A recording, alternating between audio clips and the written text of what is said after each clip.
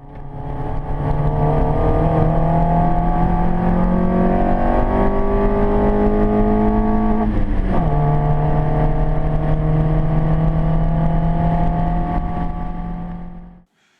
Mini enthusiasts, how you doing? I hope you're all well. I hope you're having a great day. Today's been fantastic. I've been out for a quick blast in Vini today. So I've not driven this car since September, coming back from Castle Combe in the rain, and I've just forgotten what it was like to drive. It is absolutely awesome. I've been driving around the MPI Minis for the last few weeks, kind of get used to them, but that's just in a different league. It really is. It is so much quicker. I forgot how quick it was. So I really enjoyed a quick blast around in the car, just blowing off the cobwebs, making sure it was all okay. But it's bittersweet. It's sad because that was my last drive in Vini. So if you've been watching the channel, if you've been looking in, I put Vini up for sale. I put it up for sale a week ago today, I think, and it sold almost instantly. I had a flurry of offers and it went very quickly, which always worries you because you think I've put it up too cheap, but I put it up for what I thought it was, what I valued it at, and I think it was a sensible price. You see lots of Minis up for silly amounts of money, you know, and people get all excited. Oh, you know, I've got I don't know, a late Mini sports pack and it's up for 18 grand, 20 grand, 25 grand. It always makes you wonder, do they actually sell for those prices? So I put it up, you know, it's no secret, I put it up for £7,000 and I got very close to the asking price for it. It's actually a little bit weird because I took an offer lower than the asking price and lower than a previous offer as well. So I had an offer which was very close to the asking price within about 5 minutes of me putting the auction up.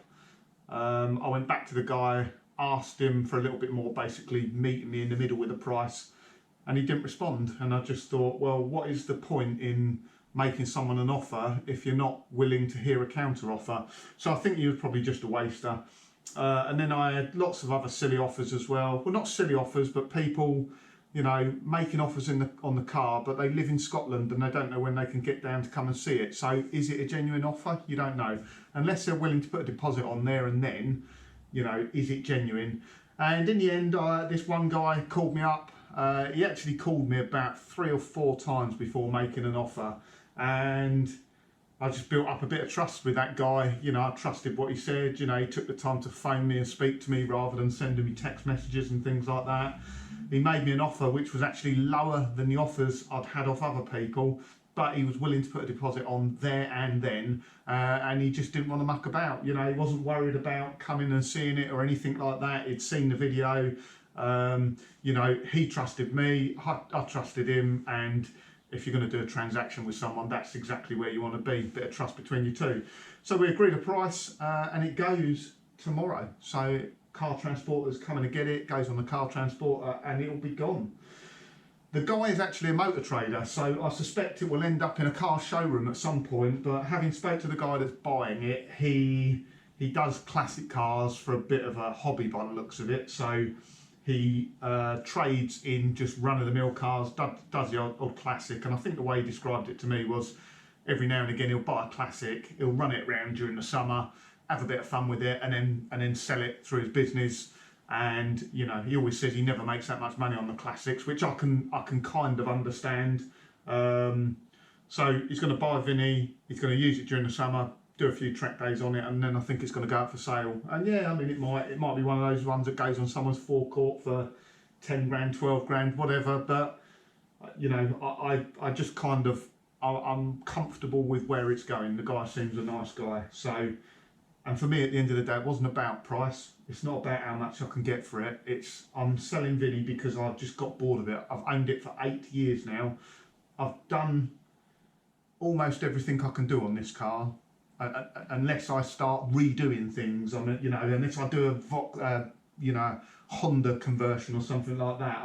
I've touched every part of this car, and I'm just a little bit bored of it. I love driving it, I really do, but it's time to move on to something else. So the next steps. So what are we going to do? So money burning hole in my pocket. I've always said that money will get used to go into another project. Maybe not every penny of it, but probably a big chunk of it. And we're going to get something else and do another project on the channel. This will be a project that I'm not going to keep. I know I said that last time with Sprout. So I'm going to get a project. I don't plan to keep it, but you never know what happens. So I've been looking around. I've come across a few cars. I've missed out on a few. Some have gone for stupid money. There is a car that is ending auction tonight.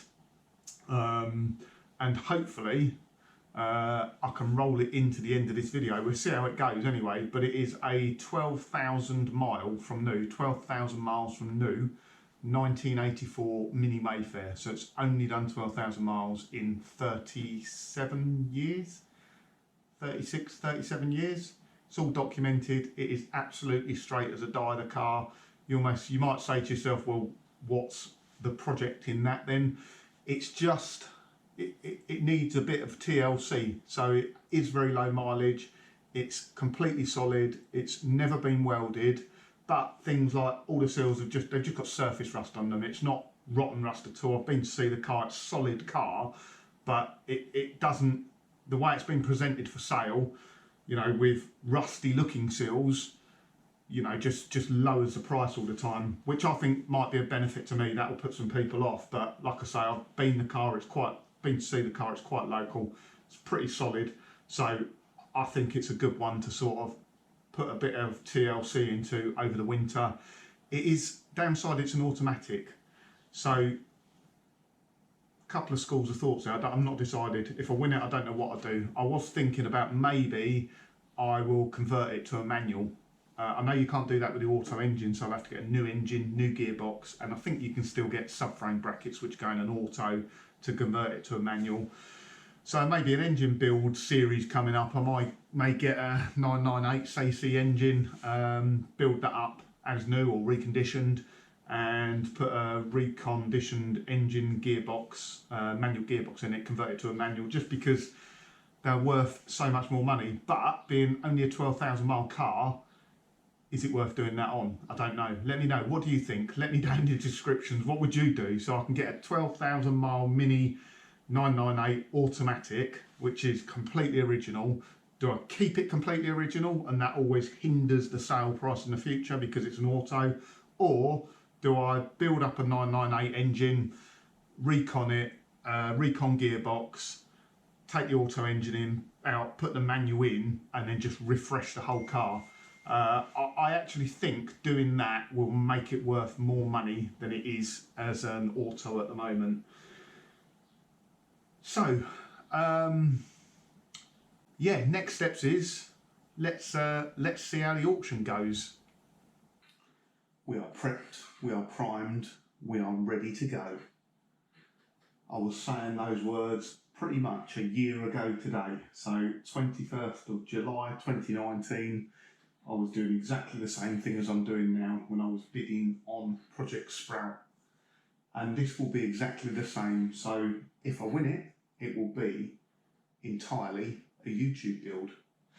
So we are bidding on, or we're going to bid on, a 1984 Mini Mayfair. Got 11 minutes and 12 seconds to go.